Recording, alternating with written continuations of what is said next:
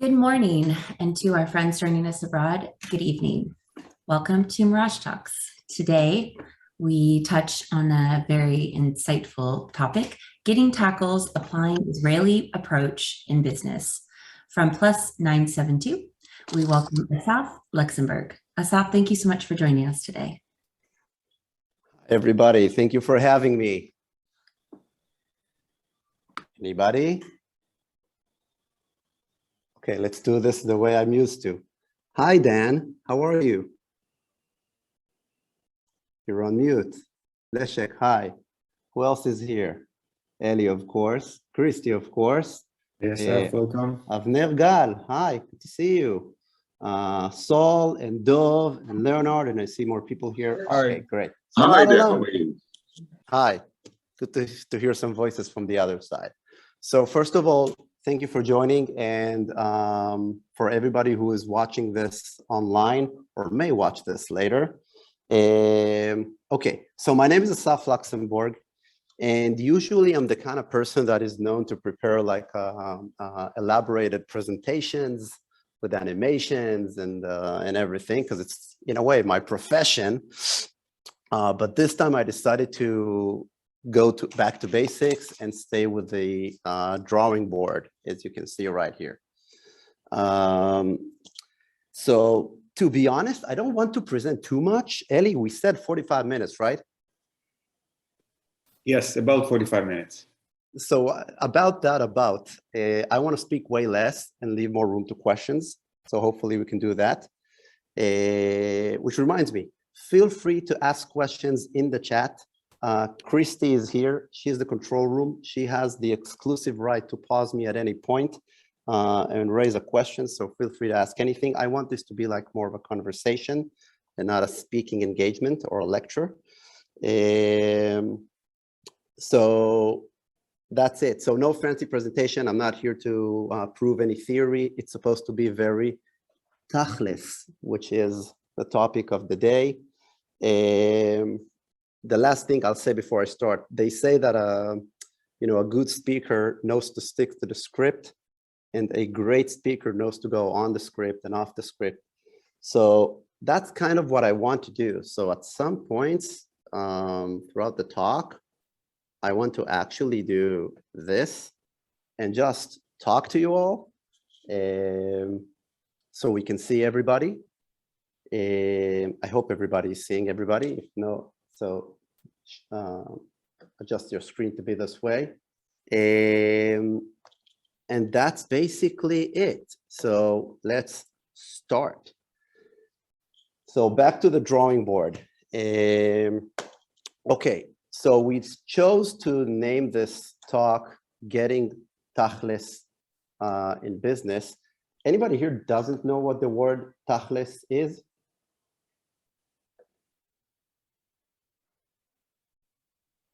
Anybody? You better admit, because I'll smoke you out throughout the talk. Okay, so what is tachlis, by the way? What's the origin of the word? Since we all know this word.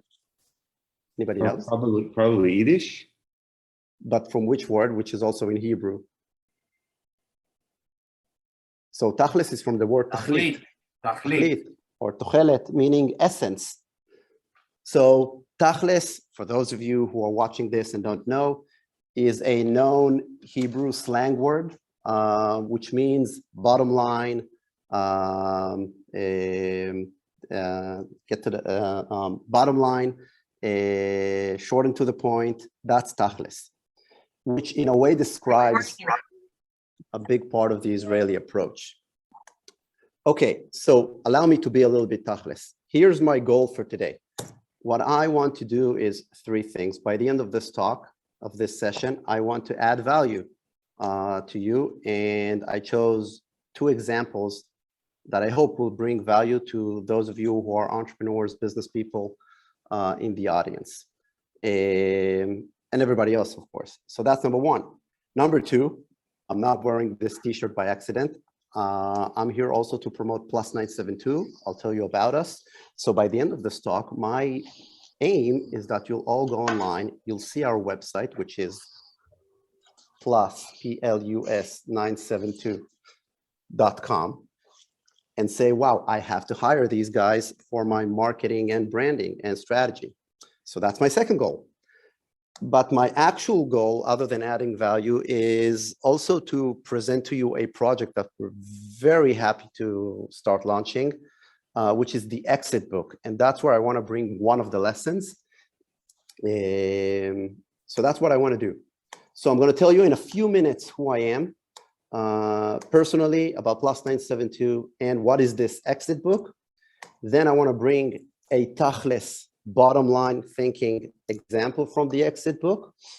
And I'll tell you what I do as part of my job, but as part of my job, a lot of people ask me about the Israeli way of thinking and how the Israeli army, you know, is a big engine for producing that mentality and so on and so forth. So I want to bring an example from the Israeli army of how it actually works and how it works in business later on. So that's what I want to do today. Any objections, rejections?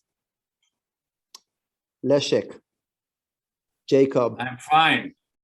Okay, I'm happy you're all fine because there's no alternative. So that's what we're doing. Okay, so really briefly, because I don't want to talk too much. About me, my name is Assaf Luxembourg, born and raised in Israel. And my passion in life is to promote Israel beyond the conflict. So I'm not a political animal. When it comes to the Blues against the Reds, I'm for the playing ground. I wanted to devote my career for that. And in a very early stage of my career, I wanted to be an ambassador.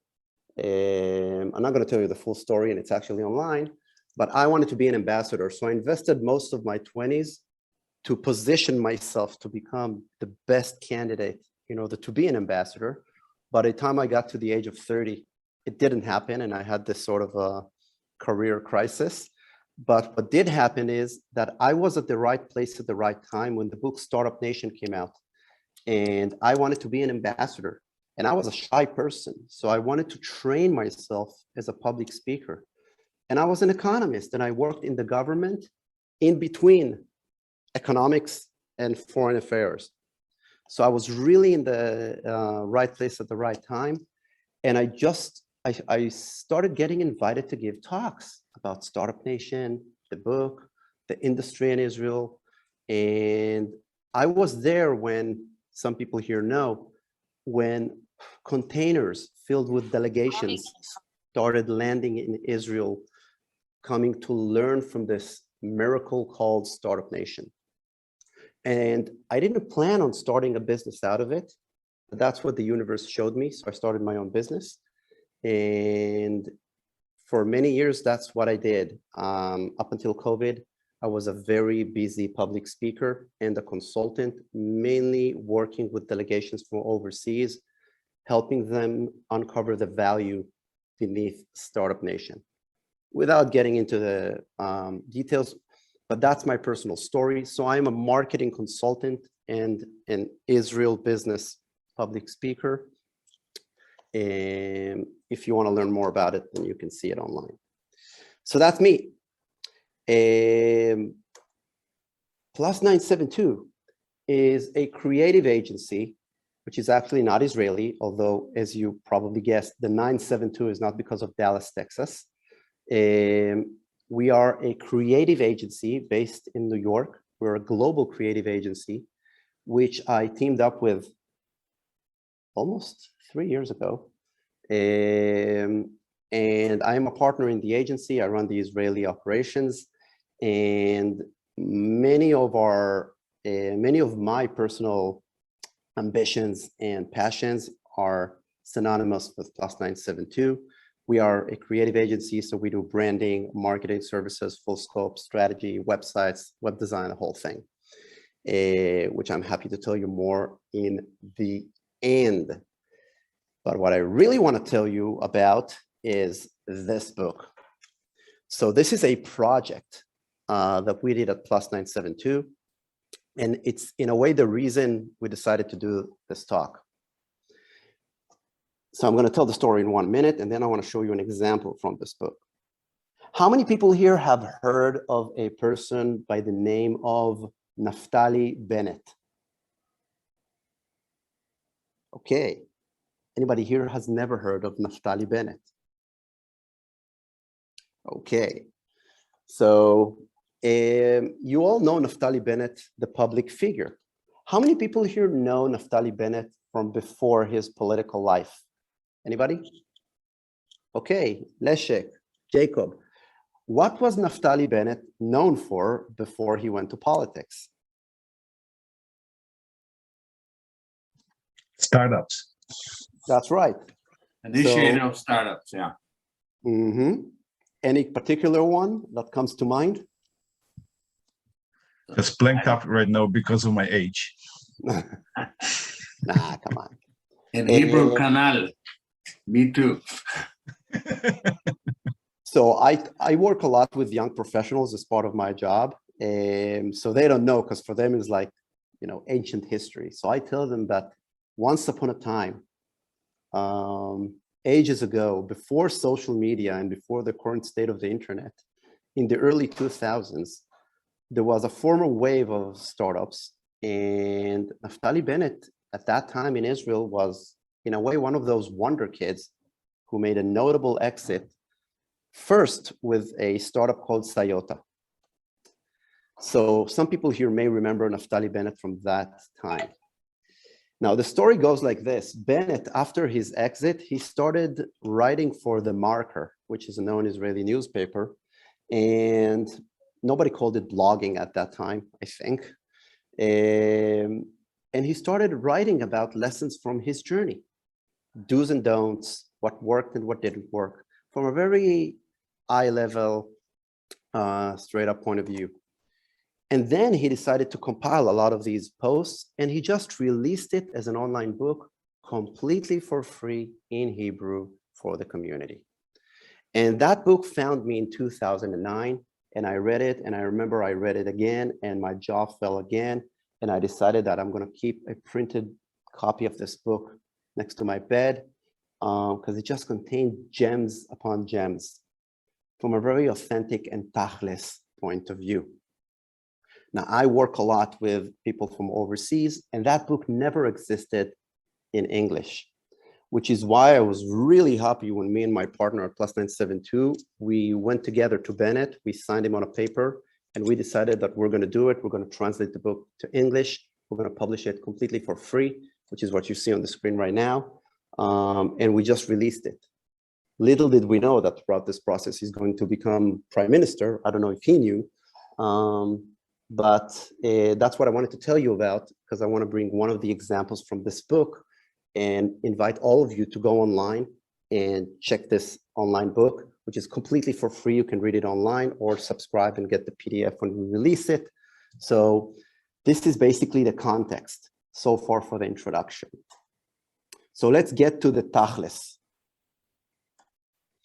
The first thing I want to say, and it may not surprise many of you, if you ask a lot of people out there, you may hear that the Israeli mentality may not always be the best for marketing and sales, especially out of Israel, especially in places like, I don't know, Western Europe or North America. But it's considered very good for product development and technical stuff. As you can see, I'm trying to keep a high level of professional language. It's considered to be very bad for large corporations who need process and compliance, considered to be very good for startups who need a lean approach and know to adapt quickly and not to default to legacy. So that's as a general statement. What I want to do right now is actually go to this, no, not my website, and no, not plus 972.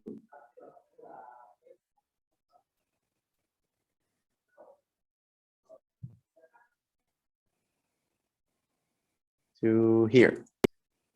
Can everybody see my screen?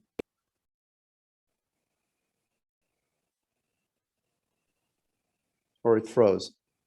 No. No, we still see We need the, to the reshare it. slide. Hold on. It's Okay, so let's do it again. super enlarged. Okay. All right, let's just share the entire screen and that's it. Okay, so now you can see my screen, right? No, You said it started. Oh, yeah. now I can see it. Let's give it another minute. Yep. All right. So if you go to the website that we built for this book, you can learn more about it with everything I just told you. There's a lot of information here, which is very interesting. If anybody didn't recognize from before, then this is the gentleman we're talking about, and we want to learn business lessons from what he wrote a while back, which is relevant today more than ever. So if you go here to read the book,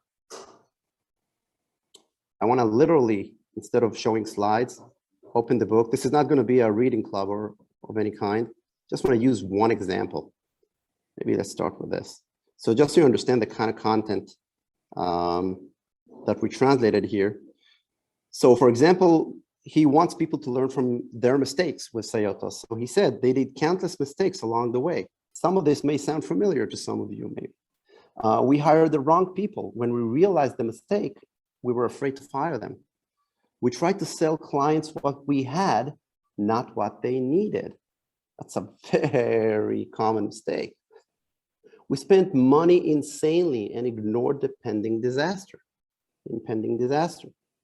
We listened to the board and not to our gut feelings. We lost several tenders due to lack of client attention. Whew. So many words have been written about that. We thought we knew everything.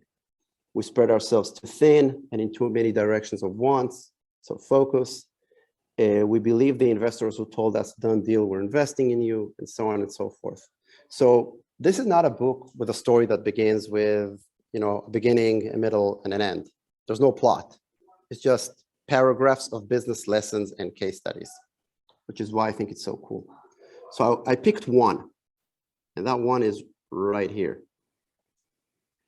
Why? Because this is something that I find myself all the time with clients that we're working with, in-house, and so on. So he tells this story, and I'm not going to read the whole thing.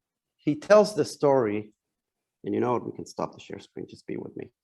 He tells the story about how they approached a tender, and they're a young startup, and they're fighting against more experienced competitors. And the client tells them, listen, you made it to the final presentation. When you come to present to me, you have 20 minutes. Don't give me stories. What I want to hear from you is two things.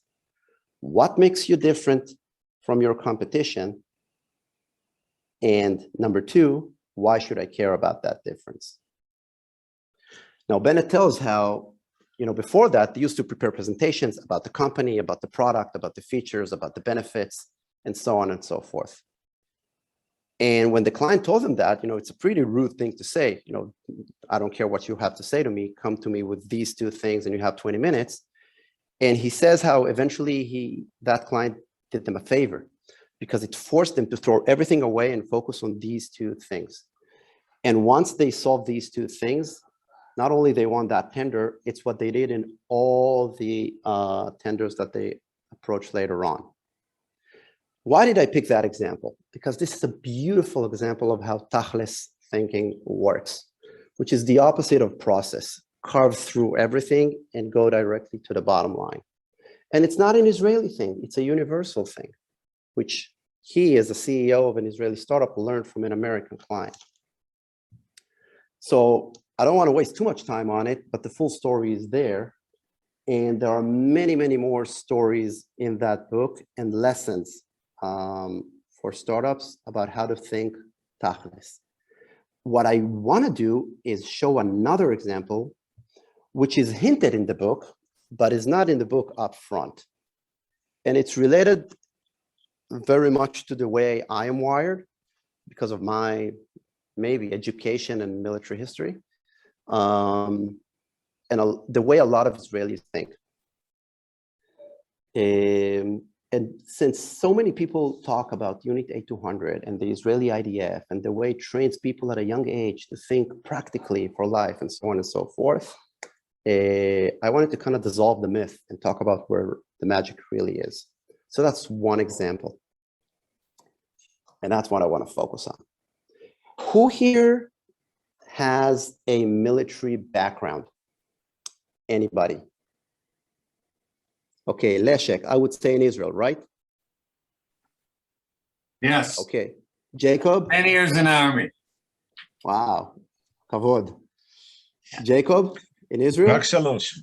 רק שלוש. Okay. Anybody here has a military experience somewhere else? Someone who is here with us? My son Yeah, is an F-15.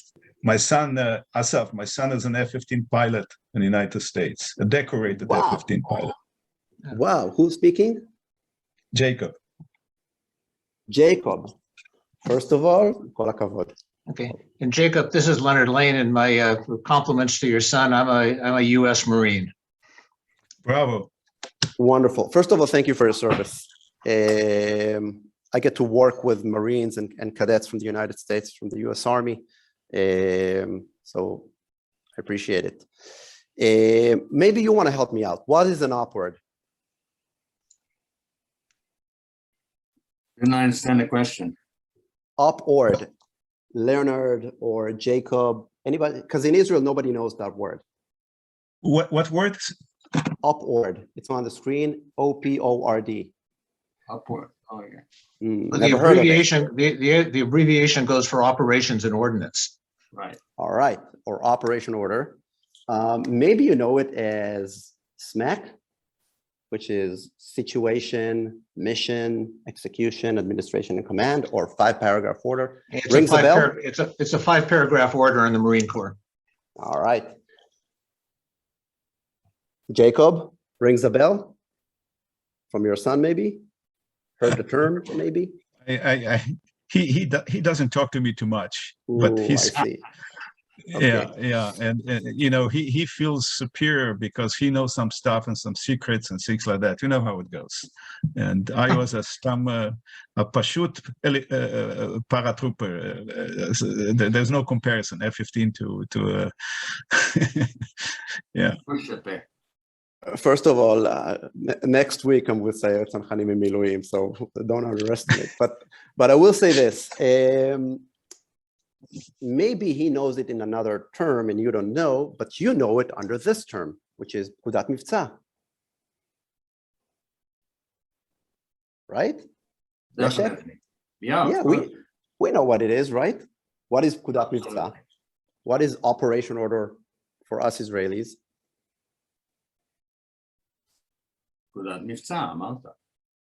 Which means what? Let's say someone's watching right now online and they don't have a clue what we're talking about because they have no military Sequence of preparation for operation, sequence Right. and order.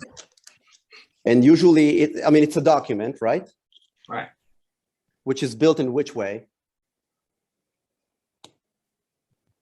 Like he says, I don't remember. Okay. By the way, I was Samach MT. I was in Shirion and tank battalion, and Amnon Reshev was my Ksin Mivtzaim, and he was writing the commands. And So that he was was not my specialty. So he was doing it day in, day out. Right. So for the tens of millions who are watching this online, because they're curious and they have no clue what we're talking about, let's explain this in a very simple way.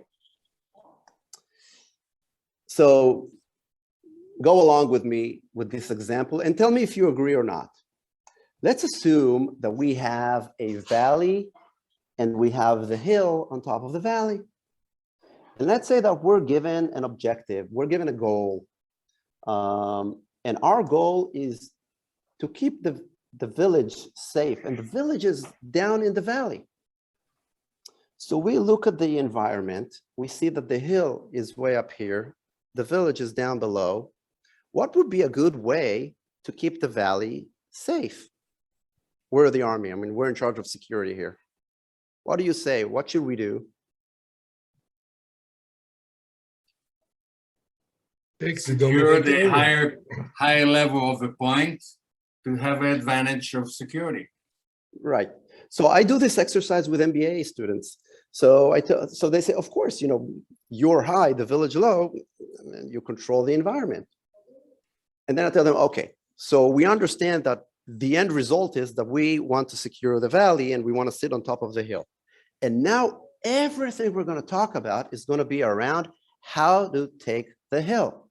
So we're going to look at the hill and we're going to start analyzing the hill, and we're going to reverse engineer the hill. And we're going to see that there's this path that makes the most sense in order to climb the hill. But we also need to take risks into account, like, where are the physical obstacles? Where's the cliff? Where's the river?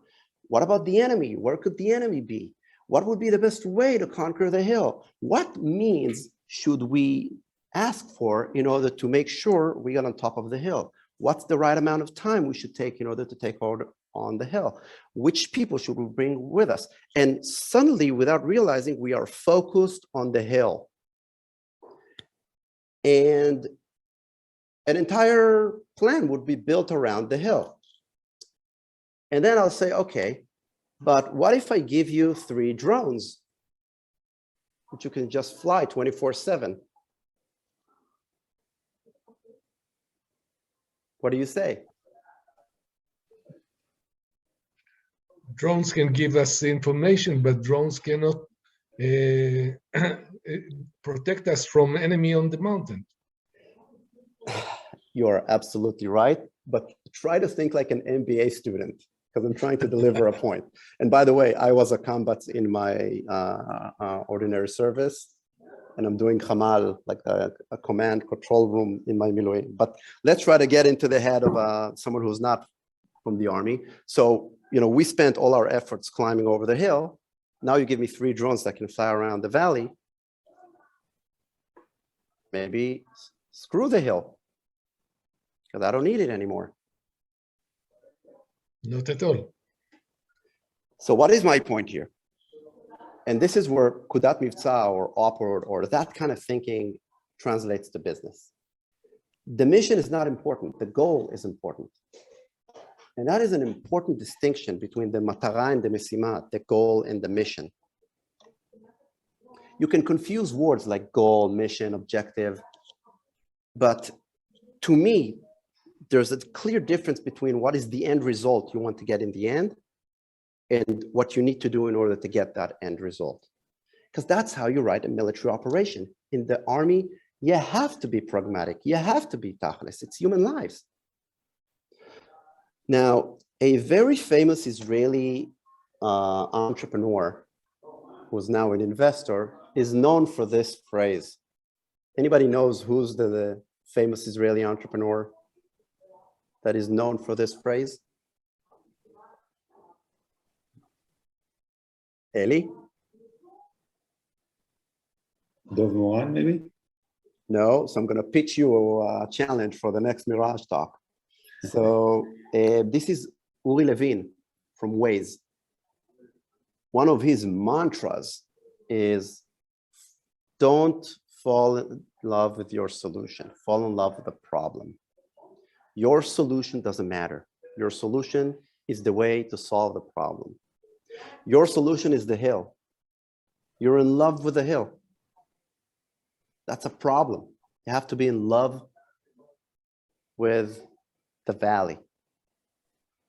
And that is key for entrepreneurs who time and again, in my opinion, fail because of if you build it, they will come.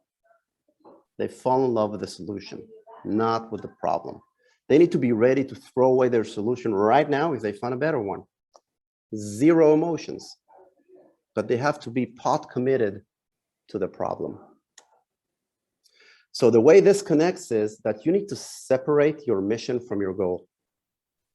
And this is key when you're doing storytelling for startups, which is something I do a lot of. This is key when you're writing marketing plans, similar to a way I'm going to show right now. It is definitely key when you're thinking of operationally about a business, and it's definitely key when you're thinking operationally about armies. So your goal is to solve the problem, not advance your solution. So what does it mean? And with that, I want to end.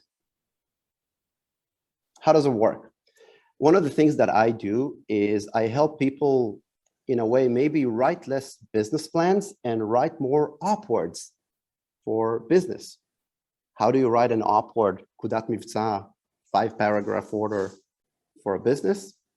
I call it action plan. What do you do? Let's take a year. Instead of looking at the business plan, which is a document that is important for many purposes, let's write an annual work plan, an OPORD. And let's define what is our goal. What do we want to happen by the end of the year? If we're talking about a yearly work plan. What are our goals for the end of the year? Are these achievable goals? Because we want the team to be committed to them. If these are the agreed goals, what should be the mission? Meaning, what needs to be done so we could achieve those goals? So now we know what we want the end result to be, and we know what we believe should be done in order to get there. Next stage is, what are our means? What do we have in our disposal in order to execute the mission? People, budgets, technological means, information, partnerships, and so on and so forth. So for those of you who know the business model canvas or other tools, it's not that different, just organized in a different way. Chapter 4 would be the strategy.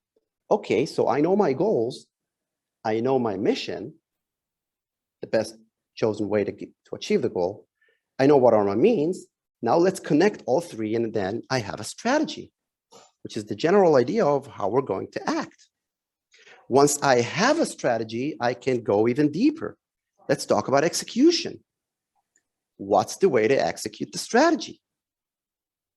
Who needs to do what? And once I broke it into actions,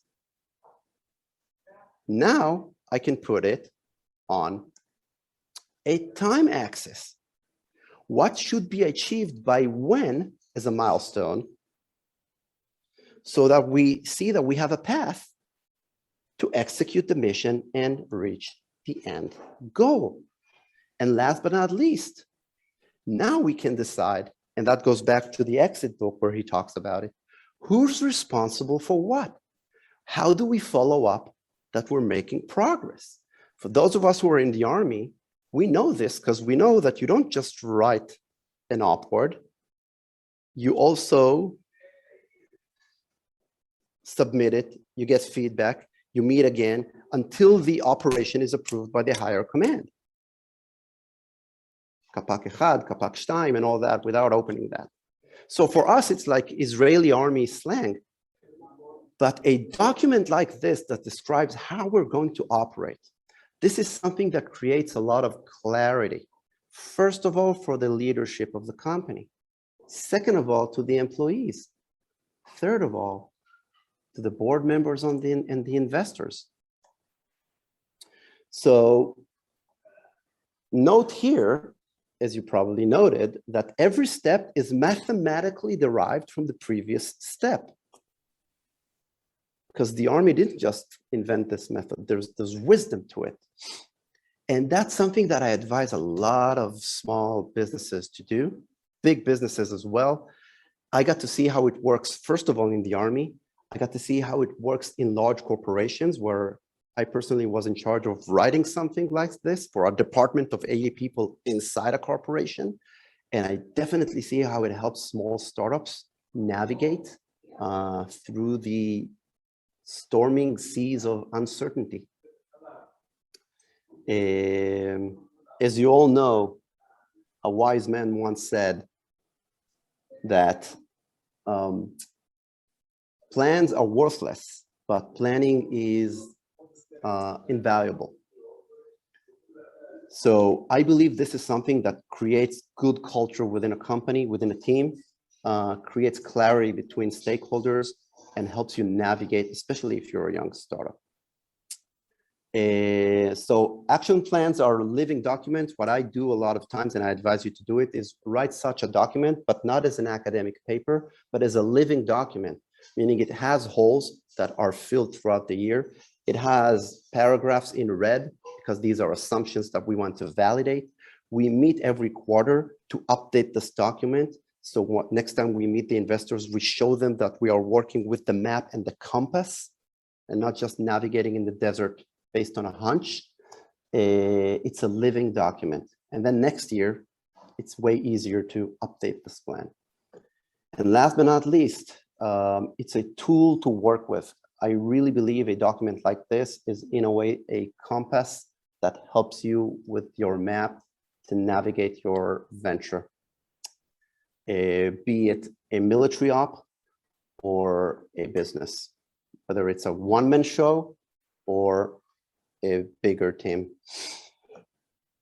So what I wanted to do here, other than introducing me, Plus 972, and this exit book that we just started to release, and I invite all of you to go online and read it and share it because it's free.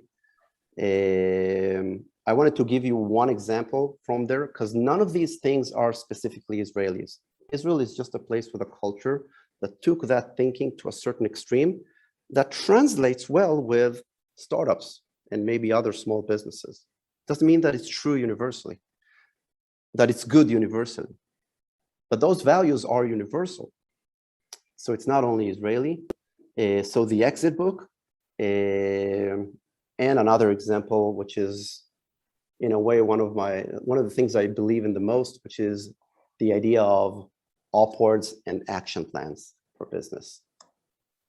So I hope that I was able to reach my goal, which it was not only to promote Plus 972, because you're all going to go and check us out online right now, but also to go and use the exit book, share it with people, people that you know who could derive value from it, or people that are interested in examples from Israel, whatever the context is. But for the most part, I hope I was able to add value. And now I'd be happy to answer any question. Let me kind of join in here. I'll say, first of all, it was a really good presentation, and the exit book is something that I will go back and read. I'm going to give some context to my comment to you. Yes, I'm a U.S. Marine. I have 50 years of business experience and military experience together, and I work with the Mirage Foundation and the Mirage Institute in the Mirage Fellows Program and in their Lean Launchpad program in Israel. And I also bring my executive MBA class to Israel usually once a year on the international residential. And I am Jewish. Don't let the last name fool you. But a couple of things that I think I would add to your presentation. I agree with the word goal and mission. I happen to lump it into a word called aspiration that keeps me on track. But in the strategy, I think it's very important to add a couple things that you have in there. The strategy needs to include where you're going to play and how you're going to win. And you need to, when you add the word strategy, you need to have those pieces in there. And then you have to add the capabilities that are required for me to be able to play where I'm going to play and how I'm going to win. And then before you get to all of your pieces about about execution, you have to have all of the necessary systems that are in there to support that.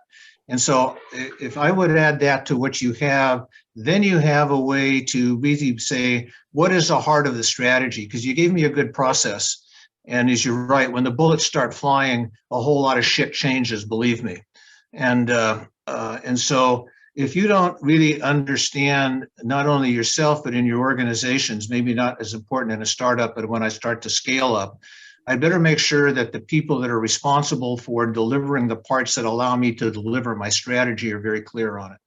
And so on the startups that I talk to and the large companies I work with, and there's a couple of people here in the group that know me, I would add that to what you're saying, and then you're going to have a much larger picture. I absolutely agree. In a way, what resonates in my mind is when you deal with the strategy, and again, I just mentioned that word and kind of moved on, but of course you need to break it down. It allows you, when you do it as part of a process, to discover what is missing. Yeah, and the Once I- customer gives you that feedback. And by the way, I want to also add one more comment, because I do teach in the MBA program. They're not very good at even figuring out what hill to take. So I just want to keep that in mind when you talk to MBAs. I don't give them a whole lot of credit when I get a hold of them. Okay. So, Whoa. look, I work with a lot of MBAs. By the way, okay, no naming names, but I work with a lot of MBAs. I don't know if I want to make any generalization, but I will say that I believe that, let me put it this way. There are so many people in the US who came back with tremendous military experience, like 13 years in places like Afghanistan and Iraq, and they're wired to think pragmatically. They're wired to think tachlis. They're not Israelis. They weren't trained for the Israeli business mentality. They got it from real life battlefield situations. I think this adds tremendous value for business. What I wanted to add to your point is that sometimes you discover that you're climbing the wrong hill. Now, if you're in love with your problem and not with your solution, you're supposed to be able to say, wait, that's the wrong direction.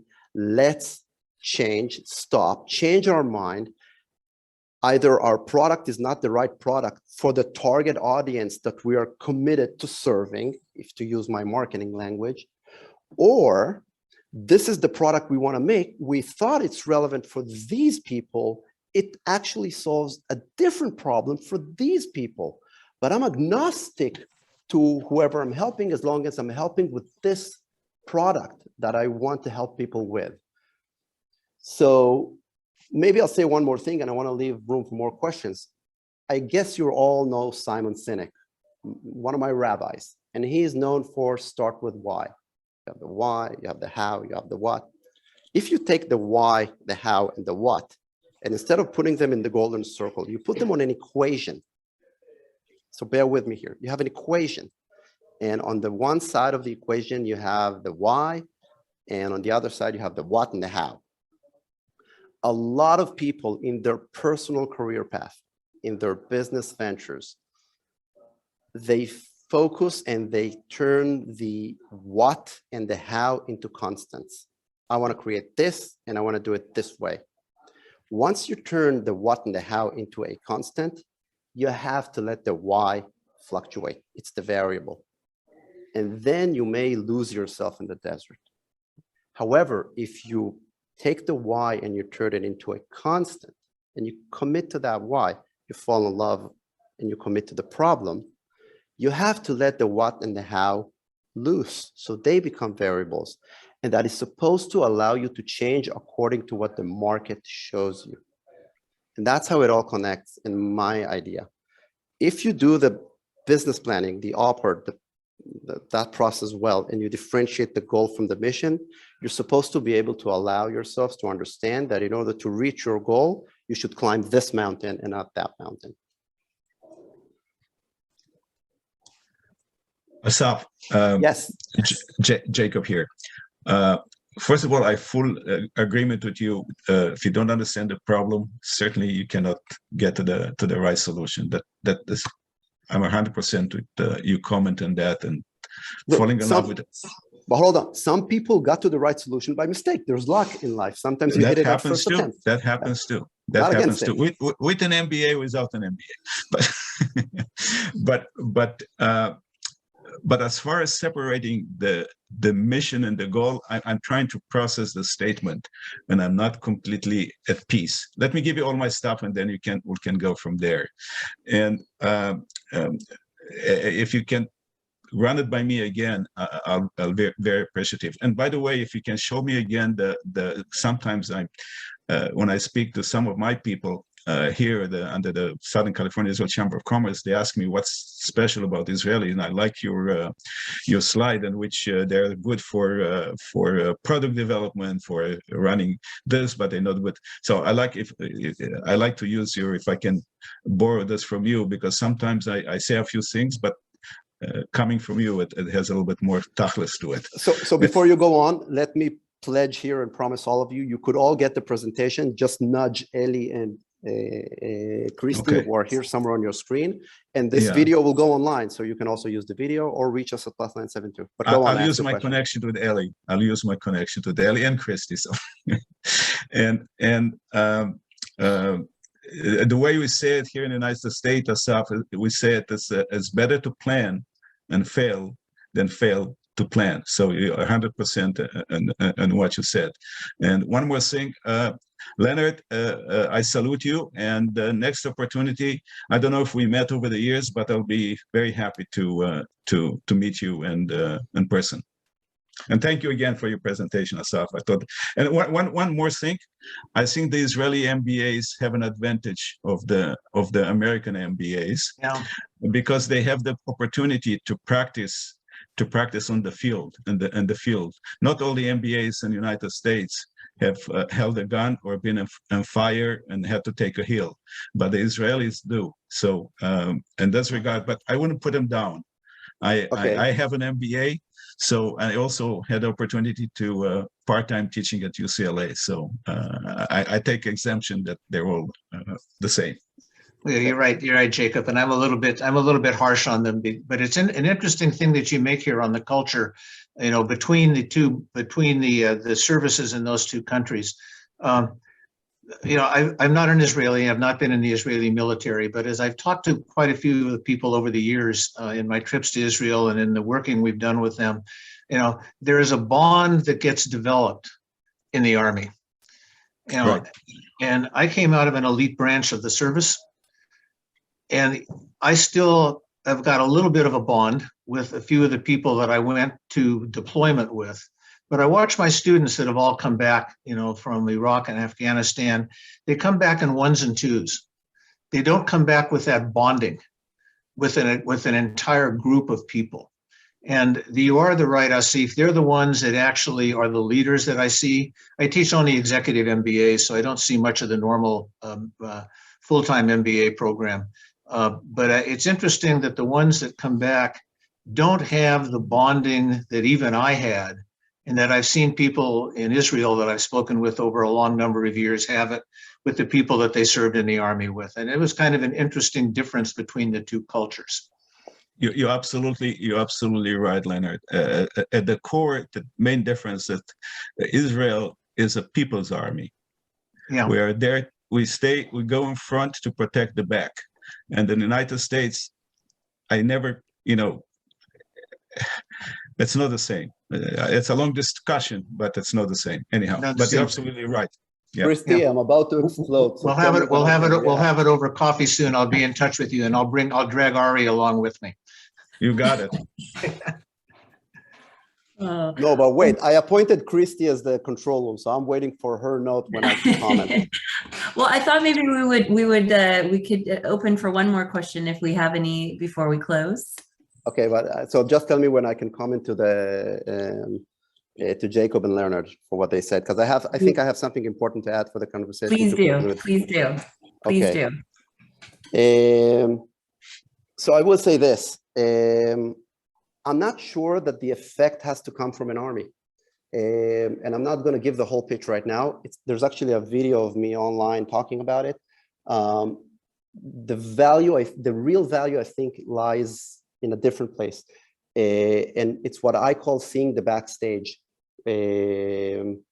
which definitely happens in the Israeli army. I'm not sure it happens in other armies. Definitely doesn't happen, I think, in American academic institutions, but that's the value, seeing the backstage. And that could be replicated through civil service, through another model of, study volunteer with colleges. It could be in so many different ways. It doesn't have to be an army, because the values are universal. That's the beautiful thing about it. So you don't have to be small and surrounded by enemies. I'm not a big fan of that halo. That's number one. Number two, I think that MBAs bring a lot of value. I think that value is in a big crisis of transition, but it will transition. What I see in the field working with a lot of universities is how internships and practical experience is on the rise with co-ops and things of that nature. And it will change the way MBAs are done. I have an opinion about it, but I'm not a big I'm not one of those who criticize MBAs too much, not at all. And by the way, I didn't do an MBA, and maybe I would have done, but that's a different story. The last note I will say, look, with Israel, the thing is, and it's not the army, because of the way this country is built, for good or for bad, you're grown to feel, and not only to think, to feel like you're part of something that is bigger than yourself. And not everybody likes it. Some people run away from it. It's too heavy for them. So they want to move to California and get away from it. But it does create a sense of commitment, and it does mean that your personal failures matter less. There's a collectivist thing to it. Not a communist, but a No, I think that's, collectivist thing to it. yeah, I want to reinforce that point maybe as one more point, and then Jacob and I will definitely take this conversation up. One of the things they told us at Quantico, which I thought was really interesting when we got there the first time, was that they said, for most of you here, he said, you are going into something that is greater than you personally. And I thought that was a really interesting comment, that for the first time in most of our lives, this is from an American that doesn't have the Israeli background that you talked about, that my grandfather talked quite a bit about as I was growing up, is for the first time in our lives, we were suddenly part of something larger than us. And being part of something larger than us opened up the opportunity to talk about our values. And that was a really, I know for me, and I'm taking you back to when I went to Quantico in '61, I'm taking you back a long way. And that was the first time in my life that I had suddenly heard there was something greater than me. And that you looked around at the, the 70 of us that were there, and you began to see these heads nodding. That was a very powerful moment. And I just want to reinforce that. And you say this, Assaf, whether I do it in the military, whether I do it in other government service, whether I do it in some other place, is that opportunity to be part of something larger than you. And that, that expands my disposition in the way I look at the world. It expands the way I look about how what I call tying together the connectivity and the things that are radically contingent in our world that we have to work our way through. The military, I mean, the Marine Corps was great. They taught us a lot of those tools to do that, and they taught us a lot of other things. But that was the one big thing that I took away that was probably the biggest help to me in my entire both business career and academic career and personal life. I connect to what you said in many levels. Once you feel it, that power, you don't want to let it go. You want to replicate it in other realms of your life, community, your business team, everywhere. I agree. All I'm saying is it doesn't have to come from negative external circumstances. It could be created internally from positive sources, which is why I think there's a very universal positive message in it. And in today's world, which is ever complex, it has to come, in my opinion, with a tachlis way of thinking. Christy, over to you. Well, that was absolutely amazing. Do we have any more questions before we close?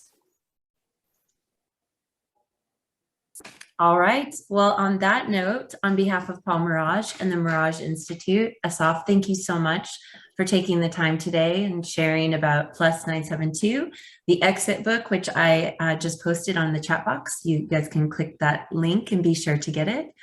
Thank you so much. It was amazing. And Ellie, thank you so much for putting this together. It was fantastic. Ellie, Christy, thank you so much. Ellie and I, this failure didn't happen today for the second time because of my COVID, as you can tell. When do we see you in Los Angeles, Assaf? Hopefully soon, hopefully soon. Okay. Let's start with me getting out of the house. No, but I want to thank you all for joining. For those of you who are watching this online, I'm sure the details are in the description or whatever, but feel free to reach out to us at Plus 972. Feel free to use the exit book. That's why we posted it for free. And thank you so much, and good luck with whatever it is you're doing. Thank you, Assaf. Thank you. Thanks, everyone. Thank you. Bye-bye. Bye.